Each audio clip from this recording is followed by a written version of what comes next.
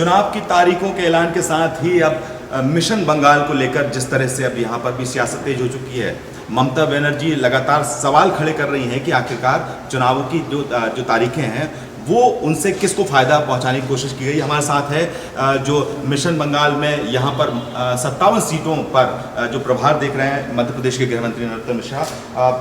एक तो तारीखों का ऐलान हुआ, ममता बनर्जी ने सीधा बोल दिया कि निर्वाचन आयोग या चुनाव आयोग किसे फ़ायदा पहुंचाना चाह रहा है, इन 8 चरणों में मतदान करा। ये माननीय ममता दीदी की घबराहट बोल रही है, क्योंकि उनका जो प्रशासनिक तिलिस्म है आचार संहिता के साथ वो टूट रहा है। आचार संहिता के साथ ही उनके माफियाओं का तिलिस्म टूटेगा। जो अधिकारी लोग भीड़ इकट्ठी करते थे अब वो भीड़ नहीं होगी।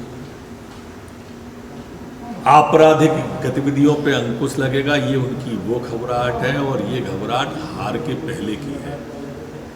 थोड़े दिन बाद हो सकता है वो ईवीएम पे सवाल उठाने लगे। और मैं तो मांग करूंगा चुनाव आयोग से कि तत्काल केंद्रीय रिजर्व फोर्स को वहां पर लगा दें। जिस तरह से वहां पर प्रशासन का राजनीतिकरण हुआ है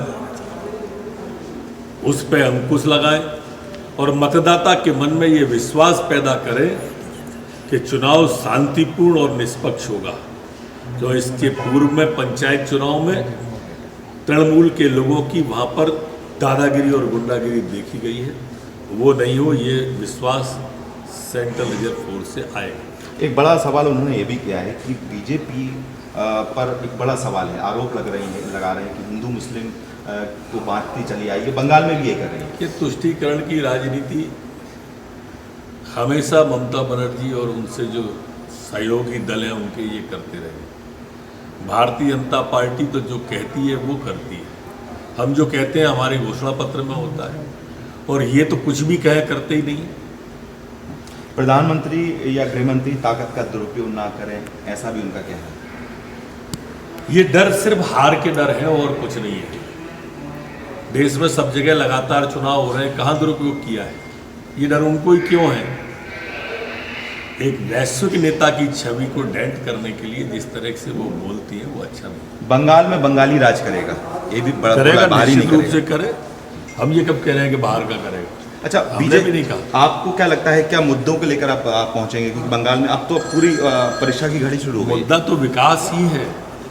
जो बंगाल की बदहाली हुई है पिछले 45 साल में, 32 साल तक तृणमूल कम्युनिस्ट पार्टी बैठी रही, 10 साल से तृणमूल बैठी और लोग गरीबों के नाम पर चुन के आते रहे और गरीबों का बंगाल को कंगाल कर दिया ममता बनर्जी ने। और इस कंगाली से उद्धार के लिए चुनाव लड़ेंगे। तो ये थे मध्य प्रदेश के गृह मंत्री जो कि पश्चिम बंगाल में 57 सीटों के साथ प्रभारी हैं और एक बड़ा सवाल यहाँ पर उठा रहे हैं। जिस तरह से ममता बनर्जी ने सवाल खड़े किए हैं, जिस तरह से चुनाव की तारीखों का ऐलान हुआ उस पर भी ममता बनर्जी ने सवाल किया, उसको लेकर यहाँ पर गृह मंत्री नरोत्तम मिश्रा ने एक करारा जवाब दिया है। कैमरा पर्सन कमलेश व्यास, विपिन श्रीवास्तव, भोपाल, न्यूज़ 24।